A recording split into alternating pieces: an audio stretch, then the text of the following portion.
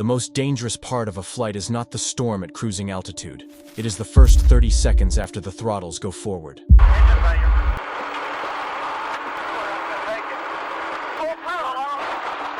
On these flights, everything went wrong before the cabin crew even finished their safety demo. A jet in São Paulo that never climbed above the rooftops. A regional jet in Kentucky on the wrong runway. This is a video about takeoffs that never became flights. On the morning of October 31st, 1996, TAM Flight 402 was supposed to be one of the easiest flights on the schedule. A short hop from São Paulo Congonhas to Rio de Janeiro, clear weather, a familiar route. The Fokker 100 lined up on runway 17 right, just after 8:25 in the morning. In the cabin, 89 passengers settled in for the 40-minute trip. Power came up, the jet began to roll, and for the first few seconds, everything looked like every other departure. Just as the thrust levers were advanced, the auto throttle had disconnected. It was not a major fault. Procedures allowed the crew to continue and control thrust manually. The Fokker accelerated, reached rotation speed, and the captain eased back on the control column. The nose came up, the main wheels left the runway, and Flight 402 began to climb. Then something happened that the pilots had never seen in training. The right thrust lever suddenly snapped back toward idle by itself. The first officer did what instinct told him to do. He pushed it back forward to keep the thrust balanced. Hidden in the engine nacelle, the airplane was fighting back. The Fokker 100's thrust reverser system used electrical and mechanical logic to prevent the reverser from deploying in flight. On this aircraft, a faulty microswitch triggered an uncommanded reverser sequence, just as the jet was leaving the ground. A safety cable was being pulled one way by the actuator, and the other way by the first officer's hand. It was never designed for that kind of opposing load. Within seconds, it snapped. With the cable broken, the right throttle stayed forward in the cockpit. But down on the wing, the reverser doors continued moving into the reverse position. The right engine went toward high reverse thrust, while the left engine remained at normal takeoff power. The effect was brutal and immediate. At only a few dozen meters above the ground, the right engine began pushing air forward instead of backward, killing lift on that wing and yanking the airplane into a sharp roll to the right. The flight data recorder shows a climb to roughly 80 or 90 feet. Then a right bank increasing past 40 degrees, speed bleeding away, and the nose dropping. 24 seconds after liftoff, the plane rolled nearly knife edge, clipped a building, and plunged into a residential neighborhood just south of the airport. It tore through rooftops and exploded on a narrow street. All 95 people on board were killed. 4 people on the ground also died. A modern regional jet in broad daylight falling into a neighborhood on a routine domestic flight that millions of Brazilians had taken. Investigators quickly found the evidence. The right engine's thrust reverser had been deployed at impact, and both cockpit levers were found in the forward position, confirming the crew had not intentionally selected reverse. As they dug deeper, a troubling picture emerged. The reverser system relied on switches and interlocks that assumed certain failure combinations simply could not occur. Training programs included no scenario where a reverser deployed after liftoff, so crews were never taught the correct response. Close both throttles, lower the nose, and land straight ahead. The final report concluded that the accident's core lay in the design of the thrust reverser system, and in the total absence of crew guidance for this failure. A faulty switch triggered a sequence that the logic did not trap. The crew responded in a way that made perfect sense for every other engine problem, but in this specific failure, that instinct locked the system into the worst possible configuration. They were not blamed. Instead, the report pointed at the manufacturer's assumptions, the certification standards, and the missing training.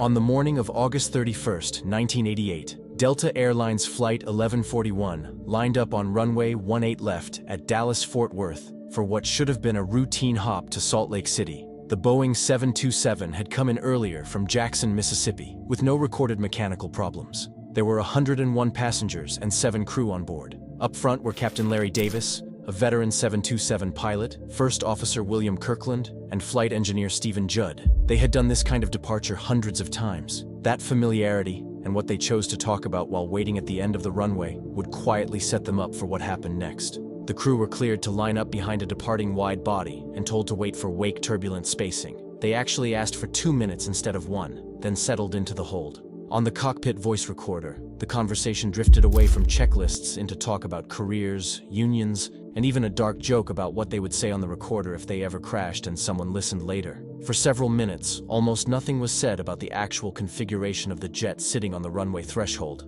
When the hold was over, power was advanced, and the 727 began to accelerate. By this point, the crew should already have confirmed flaps and slats were set for takeoff. On a 727, that usually means 15 or 25 degrees of flap with the leading edge devices extended, so the wing can generate enough lift at low speed.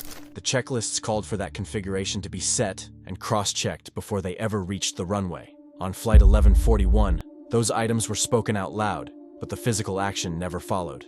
The flap handle was never moved out of zero. The wing remained clean. The 727 carried a takeoff warning horn designed to sound if thrust is advanced, while critical items like flaps are out of range. On this departure, that horn never sounded. Investigators later found the warning system switch and circuitry were in poor condition and had intermittently malfunctioned before. The last line of defense stayed silent. At about 154 knots, the captain called rotate and the first officer raised the nose. The 727 lifted off, but immediately began to behave as if it were on the edge of a stall. Without flaps or slats, the wing needed more speed and a lower angle of attack than the crew were giving it. The airplane rolled and rocked from side to side. The tail struck the runway. 1,000 feet past liftoff, the right wingtip scraped along the ground. Disturbed airflow over the wing fed straight into the rear-mounted engines, causing compressor surges that produced banging noises and flames from the exhaust. From outside, it looked like an engine had exploded. In reality, the engines were still developing power. The fundamental problem was aerodynamic. The airplane was too slow, at too high a pitch, with a clean wing that could not keep it flying. About 900 feet beyond the runway end, the right wing hit the localizer antenna array, a rigid metal structure that tore the wing open and sparked a massive fuel fire. The aircraft rolled right, dropped to the ground and slid into the infield, shedding engines and landing gear as it went. The fuselage broke apart and a fireball erupted around the rear cabin. 14 people died, most from smoke and burns rather than impact forces. One passenger escaped, then went back in trying to rescue his wife. He was overcome by fire and died days later. 94 of the 108 people on board survived. For investigators, the story came into sharp focus when they compared what was said in the cockpit to what the airplane actually did. They found long stretches of casual conversation during taxi, incomplete checklists, a flap handle that never moved, and a dead warning system. The probable cause was the crew's failure to extend flaps and slats, combined with a warning system that did not fire. The public learned these details in an unusually direct way. For one of the first times, actual cockpit audio from a crashed airliner was broadcast on television and radio. The backlash led to a change in U.S. law. From then on, the NTSB could release written transcripts for safety purposes, but the raw audio itself would be protected from public broadcast. Across the industry, Flight 1141 became a case study in what sterile cockpit rules exist for, and why a takeoff warning horn cannot be treated as an optional extra. On a clear morning at a major airport, the difference between a normal departure and a disaster came down to a lever that never moved, and a conversation that never should have started. On the afternoon of July 25, 2000, Air France Flight 4590 was supposed to be the glamorous start to a luxury cruise. The Concorde was operating a charter from Paris to New York for a German tour company. The supersonic jet waited at the end of runway 26 right. On board were 100 passengers and 9 crew, most of them German holidaymakers. Concorde had been in service for more than 20 years without a single passenger fatality. For many of the people in those narrow white seats, this was the trip of a lifetime. A Continental Airlines DC-10 had used the same runway. During its takeoff, a metal wear strip from one of its thrust reverser cowl doors detached and fell onto the concrete. It was a titanium alloy piece about 30 centimeters long, a couple of centimeters wide, and only a few millimeters thick. Nobody in the tower noticed it lying in the middle of the departure path. The Concorde was cleared for takeoff. The 4 Olympus engines spooled up and the airplane surged forward. Passing about 300 kilometers per hour, the left main gear rolled directly over that metal strip. A front tire was sliced open and exploded. A chunk of rubber weighing several kilos was flung upward into the underside of the left wing. On most jets, tire fragments damaged fairings or wiring. Concorde's wing was different. The fuel tanks were integrated into the thin delta, with only a light aluminum skin separating fuel from the outside world. The rubber chunk drove a pressure wave through the fuel in Tank 5, flexing the wall until it fractured. A panel of tank skin blew out. Fuel began to pour from the rupture in a long sheet behind the left wing. Within seconds, that spray found an ignition source. A bright orange flame appeared alongside the airplane just as the captain called rotate and pulled the nose into the air. The Concorde lifted off, but problems stacked up immediately. Fire under the wing was chewing into wiring and hydraulic lines. The damaged left landing gear would not retract, creating enormous drag. The fire also caused a loss of thrust in the two left side engines. At around 150 to 200 feet, the flight engineer shut down one of the failing engines, contrary to procedures that required any shutdown to wait until at least 400 feet in stable flight. With gear stuck out, a massive external fire, and now only two good engines on the right side, the airplane was being pushed to the edge of what it could physically do. The jet drifted left of the center line, then began to yaw and roll as asymmetric thrust and wing damage dragged one side down. Barely a minute after leaving the ground, the Concorde stalled. The left wing dropped. The nose pitched up and then down as the jet rolled through a steep bank. There was no altitude left. The airplane crashed into a small hotel in the suburb of Gonesse, just beyond the airport boundary. All 109 people on board died. 4 people on the ground were also killed. Investigators confirmed that the initial trigger was the metal strip from the DC-10, which had been manufactured from the wrong material and improperly installed. When it cut the tire and the debris struck the wing, the shockwave ruptured the fuel tank and started the fire. With fuel pouring out, gear stuck down, and 2 engines compromised, the Concorde could not climb or accelerate enough to escape a stall. The final report pointed to a chain. A maintenance error on another airplane left debris on the runway. Concorde's tank design was vulnerable to exactly this kind of impact. The airplane was dispatched close to its limits with a tailwind, and a non-standard engine shutdown further reduced thrust at the worst possible moment. Both Air France and British Airways grounded their Concorde fleets. Modifications were developed. Kevlar tank liners, stronger tires, better protections for wiring and hydraulics. Concorde returned to service in 2001, but demand never fully recovered. In 2003, both airlines retired the type for good. A single strip of metal on a runway, a tire that failed the wrong way, and a fuel tank wall that split instead of bending were enough to end 27 years of spotless passenger safety in less than 2 minutes. On the morning of September 5, 2005, Mandala Airlines Flight 091 was a very ordinary flight in a very unforgiving place. Polonia Airport in Medan sat almost on top of the city, with homes, shops, and a busy road pressed hard against the runway. The Boeing 737-200 had already brought people in from Jakarta that day. Now it was taking them back. On board were 112 passengers and 5 crew. There was no storm, no fog, no microburst. Just a jet, almost at its maximum allowed weight, taxiing out to runway 23 under a bright late morning sky. At 3 minutes past 10 local time, tower cleared Mandala 091 for takeoff. The crew advanced the throttles and the 737 began to accelerate. From the outside, witnesses saw the jet lift off briefly, wobble, settle back, then try again. The flight data would later reveal the critical detail. Throughout the entire takeoff run, the flaps and slats remained fully retracted. On a 737-200, that means the wing is in its clean cruise configuration, fine at high speed, but unable to generate enough lift at low speed to safely leave the ground. The airplane rotated anyway. It clawed into the air, then immediately began to mush and stall, nose high but sinking. What followed was not one clean climb or one sudden crash, but a series of desperate, jerky movements as the jet slid along the edge of flying. The tail struck the runway. The aircraft lurched into the air again, veering left then right as the pilots fought with a wing that simply wasn't making lift. Beyond the end of the runway, the 737 hit approach lights, bounced across the grass, burst through the perimeter fence, and reached Jaman Ginting Road, one of Medan's main streets, full of cars, buses, motorcycles, and people on a Monday morning. The left wing clipped a building, fuel tanks ruptured, and the jet plowed into shops, houses, and vehicles in a sliding fireball. People who were there talk first about the sound, then about the heat. Drivers who had no idea an airplane was coming suddenly saw a gray fuselage and a wall of flames sliding toward them at street level. The aircraft broke into several sections. 49 people on the ground were killed, along with 100 of the 117 on board.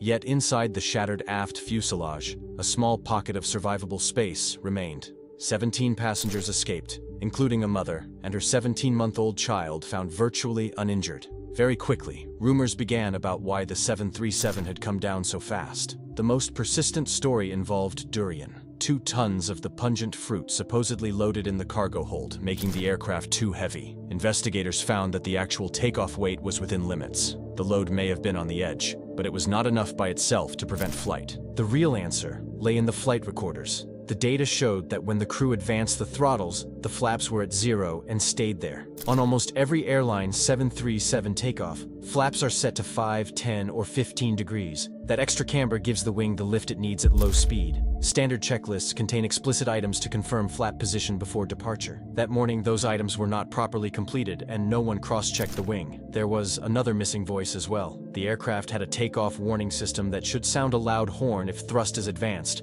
while critical settings like flaps are wrong. On the cockpit voice recorder, that horn is never heard. Investigators could not determine exactly why, but the last safety net simply wasn't there. The final report was blunt. The crew had attempted a takeoff with the airplane in the wrong configuration, and the defenses that should have caught it. Disciplined checklist use, effective crew resource management, and a functioning takeoff warning all failed in sequence. There was no engine problem, no sudden mechanical failure beyond the consequences of stalling a clean wing 737 at low altitude. The airport's location in the city turned a cockpit error into a wider urban disaster, but it did not cause the stall. A routine domestic flight, good weather, a well-known aircraft type, and important public figures on board. And it still ended in catastrophe because basic procedures were skipped and a warning system stayed silent. On the morning of November 20th, 1974, a Lufthansa jumbo jet sat on the ramp at Nairobi's Embakasi Airport, refueling for the last leg of a long journey from Frankfurt to Johannesburg. The airplane was a Boeing 747 named Hessen, one of the first jumbos delivered to the German flag carrier. On board Flight 540 were 139 passengers and 18 crew. For the pilots, this was still a relatively fresh experience. The 747 had only been flying commercially for a few years. It was the pride of the fleet, and nothing about that morning in Nairobi suggested it would be the one to break the record. With fuel loading complete and passengers reseated, the crew prepared for departure from runway 24. In the cockpit, checklists were read and answered. Among those steps was one that did not receive the action it needed. On early 747s, the leading-edge devices on the wing, the Kruger flaps and variable camber sections, were driven not hydraulically, but by pneumatic pressure from hot bleed air. To send that air to the slat system, the flight engineer had to open a set of valves on his console. On Flight 540, those valves stayed shut. When the flap lever was moved to the takeoff setting, the trailing edge flaps extended normally, but the leading edge remained clean. From the flight deck, everything looked right. The lever was in position, the gauges agreed, and on this early model, there was no separate indication that the slats had not actually moved. The takeoff warning system monitored the flap position, but not whether the bleed valves were open. Nothing on the panel told the crew that a key piece of the wing was still asleep. At 7:42 in the morning, Flight 540 rolled onto the threshold and was cleared for takeoff. The 4 engines wound up to takeoff power, and the 747 began to thunder down the runway. To most people on board, it felt like any other heavy jet departure. But aerodynamically, the airplane was already in trouble. With the trailing edge flaps out but the leading edge retracted, the wing's stalling speed was higher and its maximum angle of attack lower than the calculations assumed. The captain eased the nose up, and Hessen lifted off, but only just. Instead of climbing away, the jumbo remained in ground effect a few meters above the runway, its wings buffeting as airflow tried and failed to stay attached. Almost immediately, the crew sensed something was wrong. The stall warning light came on, the stick shaker activated. To the captain, it felt like wind shear or a performance shortfall. They did what many pilots would do in those first seconds. Tried to keep the nose up, retract the gear, and build speed. But the gear retraction added drag at the worst possible moment. The heavy 747, now out of ground effect and lacking the lift the slats would have provided, began to sink. About 3,700 feet beyond the end of the runway, the jet ran out of sky. The tail struck first, then the main gear tore into rough terrain. The airplane plowed through open grass, hit an embankment, and broke apart. The left-wing fuel tanks ruptured and exploded. The center section rolled onto its side. The nose tore open, and fire engulfed the forward cabin. Airport workers watched as the great white and blue jumbo disappeared into a column of smoke only a few hundred meters from the runway. Survival depended almost entirely on where you were sitting. Passengers near the front were caught in the worst of the impact and the fire. Farther back, the fuselage remained mostly intact, and some exits could still be opened. 98 people survived, including the 3 flight deck crew who escaped through the remains of the cockpit. 59 died, 54 passengers, and 5 cabin crew. For hours, the wreckage smoldered beside the runway. Word spread quickly that something unprecedented had happened. The first fatal crash of a 747. The investigation traced the chain back to 2 intertwined problems. The immediate cause was aerodynamic stall after liftoff due to the leading-edge devices remaining retracted, enabled by the flight engineer's failure to open the bleed air valves. The deeper cause lay in design philosophy. The 747 systems allowed a situation where cockpit indications could show a correct flap setting, even when part of the high-lift system had not deployed. The warning system did not monitor the slat valves. The crew made an error, but the airplane's design had assumed away precisely that kind of error and gave them no strong cues to catch it. On the afternoon of December 20th, 2016, a group of plane spotters sat on their motorbikes beside the perimeter road at Puerto Carreño's small airport, right where the runway ended and the fence began. They were there for one reason: Aerosucre's old Boeing 727. The tri-jet freighter had become a local attraction, thundering in and out of this tiny river town on the Colombian border. That evening, it was Flight 157 back to Bogota, a cargo hop with 6 people on board. From the road, the 727 looked enormous on the tiny strip. The runway was only 1,800 meters long, with no extra concrete beyond the threshold, just grass, fence, and then the road where the spotters waited with their phones ready. Earlier that afternoon, the jet had arrived from Bogota, offloaded freight, and taken on roughly 9 tons of cargo for the return leg. Investigators later estimated the load was close to or slightly beyond the airplane's maximum takeoff weight. The crew chose to depart from runway 25 with a slight tailwind, and performance calculations produced a rotation speed about 5 knots higher than it should have been. None of these decisions were extreme on their own. Together, on a hot day at a short field with an old freighter, they left almost no margin. Flight 157 lined up at the very start of the runway. Power came up and the 727 began to roll, its 3 engines pushing the loaded airplane toward the fence and the onlookers. On the video recorded from the road, you can see how long that roll lasts. The airplane uses every meter of pavement, nose still down, main gear still planted, runway markers speeding past. There is no sense of the confident, early rotation you would expect from a lightly loaded jet. Only at the very far end does the nose finally start to come up, almost as the tires hit the last few meters of concrete. By then, it is too late. The 727 runs off the end of the runway still on the ground, bumps across about 100 meters of grass, and smashes through the perimeter fence, directly in front of the watching motorbikes. In the footage, fence posts snap and wire whips away as the nose looms over the road. Riders and pedestrians throw themselves aside, escaping by meters as the jet roars overhead. A second later, the right wing clips a shed, and then a tree. Those impacts tear off the right main landing gear, damage the inboard flap, punch a hole in a hydraulic system, and rob the number 3 engine of power. Only after all of this does the 727 finally stagger into the air, trailing debris, fuel, and smoke, already crippled before the real flight has begun.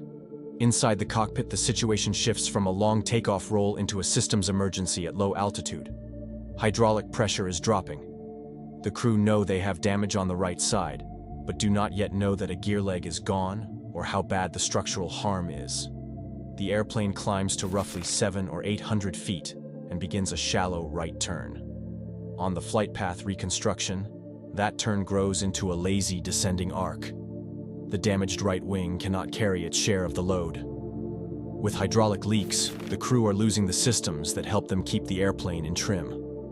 A standby hydraulic system is never activated. Whether from workload, confusion, or lack of awareness, the effect is the same.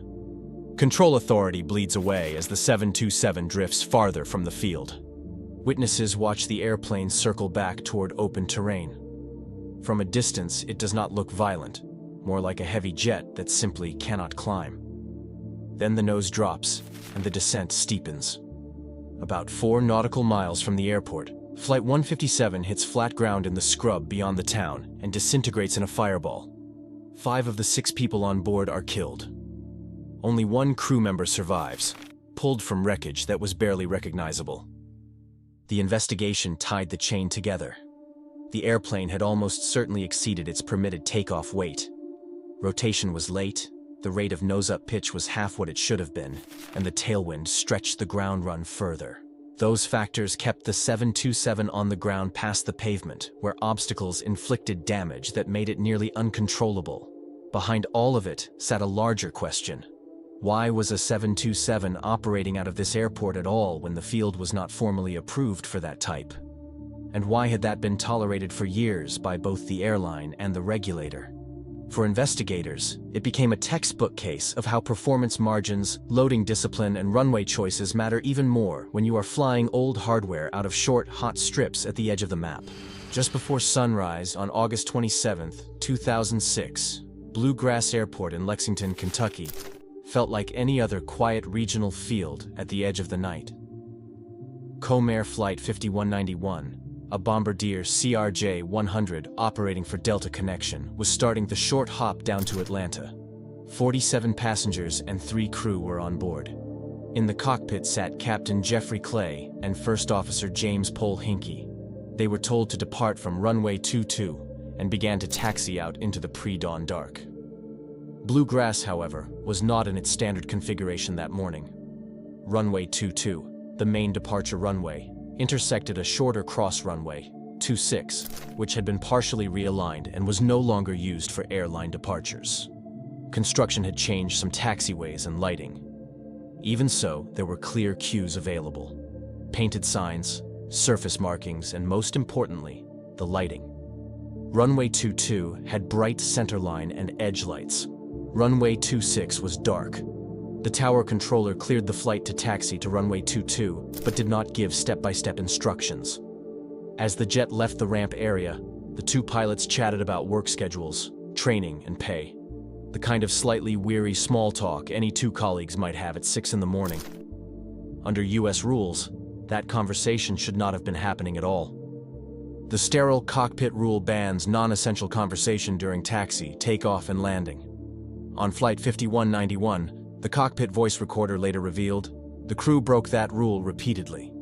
Instead of running checklists and cross-checking their position, they filled the time with unrelated topics. They did not process the signs they were passing.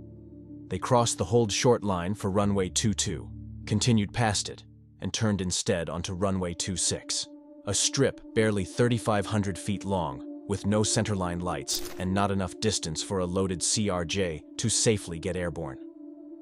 In the tower, there was only one controller on duty, working both radar and tower positions, despite guidance that this facility should have 2 people overnight.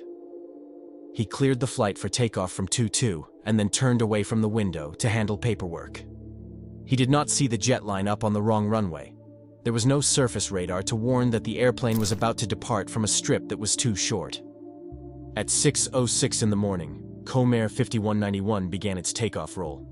The CRJ accelerated into the dark, landing lights cutting a narrow cone ahead. About halfway down, First Officer Pole Hinkey said, "That's weird with no lights," referring to the missing centerline lighting. The captain agreed, but neither man called for a rejected takeoff. The jet reached rotation speed, about 137 knots. Clay called rotate, and Pole Hinkey eased back on the yoke. The nose came up, but there was no more runway. The airplane ran off the end still on the ground, plowed through a berm and a drainage ditch, briefly became airborne as it bounced, then struck the perimeter fence and a stand of trees. The impact sheared off the wings and tail, tore open the fuselage, and ruptured the fuel tanks. Fire engulfed the wreckage within seconds. 49 of the 50 people on board died. The only survivor was First Officer Pole Hinkey, pulled from the cockpit wreckage with broken bones and severe trauma, but alive. For Lexington, the crash landed very close to home. Many of the victims were local. The story of a young couple married just the day before, heading out on their honeymoon, became one of the most remembered details from the tragedy. The National Transportation Safety Board's probable cause was blunt. The crew failed to use available cues to identify their location on the airport surface, and failed to confirm they were on the correct runway before takeoff. Contributing factors included non-pertinent conversation during taxi, which destroyed their situational awareness, and staffing policies that left a single controller handling both positions while doing administrative tasks during critical ground movements. The signs and markings had been in compliance. The information to avoid the mistake was there. It just wasn't used. Out of what followed, several changes emerged. The FAA reinforced to pilots the need to positively confirm their runway before starting a takeoff roll. Guidance was issued that at night, a dark runway should be a major warning sign, not a minor curiosity. Controller staffing policies were tightened. At Bluegrass itself, the shorter runway was eventually closed and a new layout built. But the memory of Comair Flight 5191 remains in safety briefings and human factors training. A case where no engine failed, no system broke, and no sudden emergency appeared. But where a few minutes of casual talk and a single wrong turn in the dark were enough to keep a jet from ever leaving the ground. On the afternoon of August 20th, 2008, Spanair Flight 5022 was already running late when it lined up on runway 36 left at Madrid Barajas. The McDonnell Douglas MD-82 had begun the day in Barcelona and was now continuing to Gran Canaria with 166 passengers and 6 crew. It was high summer in Madrid, the air close to 30 degrees, the airport packed with holiday traffic. In the cockpit, the captain and his first officer had flown together before. They knew the route and the airplane. What they didn't know was that over the next 20 minutes, a handful of small deviations from routine would strip away every safety margin they had. The first sign that this flight wasn't quite normal came during the initial departure attempt. As the jet accelerated for takeoff the first time, a cockpit warning indicated an overheat in a probe heater. The captain rejected the takeoff at high speed, taxied clear, and returned to parking. Maintenance staff came on board, consulted the minimum equipment list, and decided the airplane could continue if they simply disabled the heater by pulling its circuit breaker. It was a legal workaround for a minor defect, and it had nothing directly to do with the flight controls. But it meant a crew already under delay pressure now had to restart their entire departure sequence from the middle with a disrupted mental flow. When they taxied out again, the checklists that were supposed to bring that flow back into focus did not get the attention they needed. The MD-82's after-start checklist includes a specific step to move the flap and slat lever to the takeoff setting and verify the indicator lights. On this second departure, the lever was never moved. The flaps and slats remained fully retracted in the clean position used for cruise. On the voice recorder, the first officer can be heard reading out the correct configuration numbers as if everything were set. But the data showed this was a call from memory, not from an actual check. No one looked at the lever. No one looked at the lights. No one glanced out the window at the wings. 3 layers of defense: selection, cross-check, and visual confirmation all dropped away in the rush to get going. There was still one more barrier. On this aircraft family, a takeoff warning horn is designed to sound if thrust is advanced, while critical items like flaps are not in the proper range. On Flight 5022, as the captain pushed the thrust levers forward, that horn remained silent. The investigation later concluded that the exact fault could not be determined, but the result was that the last safeguard simply did not fire. The MD-82 began its second takeoff roll of the afternoon. It accelerated down the 4-kilometer runway under a harsh August sun. The captain called rotate at the planned speed and eased back on the control column. The nose pitched up, but the wings, still clean, could not generate the lift expected at that speed and angle. The airplane lifted off briefly, then began to sink and buffet as it pushed toward a stall. A synthetic voice called out stall warnings. The jet rolled left, then right. The first officer, apparently convinced they had lost an engine, pulled back both thrust levers before pushing them forward again. A momentary power reduction that cost them the last few knots they could not afford to lose. With the wings never fully flying, the airplane dipped off the side of the runway, tail striking the ground first. What followed was a violent slide through terrain never designed to stop a departing jet. The MD-82 tore across the ground, dropped down a 5 to 6 meter embankment into a dry drainage channel, and broke apart. Landing gear and engines tore off. Fire broke out immediately as fuel lines ruptured. Of the 172 people on board, 154 died. 18 survived, mostly seated near the rear where the structure held and the fire took longer to reach. The final report described not one dramatic failure, but a chain in which ordinary defenses had been eroded by distraction, time pressure, and incomplete understanding. The immediate cause was a stall after takeoff due to flaps and slats left retracted, combined with a warning system that failed silently. For pilots and investigators, it became another entry on a short, grim list of accidents where airplanes tried to leave the ground without their high-lift devices deployed. The lessons were not about exotic failures. They were about what one analysis called the devil in the routine. The way a familiar flight, a minor technical snag and a broken warning horn can combine with complacency to make crews skip the very steps that keep their airplanes flyable. Every accident in this video happened in less time than it takes to read a checklist. Some lasted 20 seconds, others barely a minute. But behind each one lay months and years of assumptions. Assumptions that a switch would always work, that a warning horn would always sound, that a crew would always catch what a machine missed, that a thin layer of snow couldn't possibly bring down a jet. The takeoff phase of flight is measured in seconds and meters, and it punishes even the smallest mistake with absolute finality. There is no altitude to trade, no speed to spare, no time to diagnose. Once the wheels leave the ground with the wing in the wrong shape, the engines fighting each other, or the runway too short, physics takes over, and physics does not negotiate. What makes these accidents so disturbing is not that they involved rare or exotic failures. It is the opposite. A lever not moved, a valve left closed, a conversation that wandered away from the task at hand, a warning system that had been checked but not well enough, a layer of snow that didn't look that bad from a cabin window. These are ordinary things, the kind of things that go right on tens of thousands of flights every single day, so often that they start to feel automatic, inevitable, guaranteed. And that is exactly the trap. The moment a crew or an airline or a manufacturer stops treating a checklist item as something that could actually be wrong, that item becomes invisible. It disappears into the routine, and when it finally does go wrong, no one sees it until the wing stops flying. The other thread running through all of these stories is the gap between what designers assumed and what the real world delivered. Thrust reversers that were never supposed to deploy in flight did deploy. Warning horns that were supposed to be the last line of defense stayed silent. Performance charts that promised a safe climb were based on a wing that was never configured the way the charts expected. In every case, someone somewhere had decided that a particular combination of failures was so unlikely, it didn't need to be trained for, tested against, or even displayed on a cockpit panel. And in every case, the people who paid for that assumption were the passengers and crew who trusted the system to catch what they could not. Aviation is safer today because of these accidents.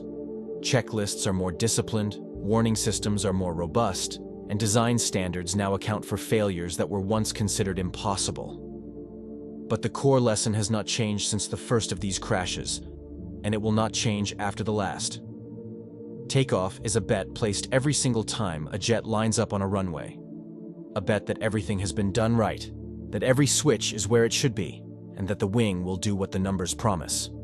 Most of the time, that bet pays off. These are the stories of the times it did not. Don't forget to subscribe.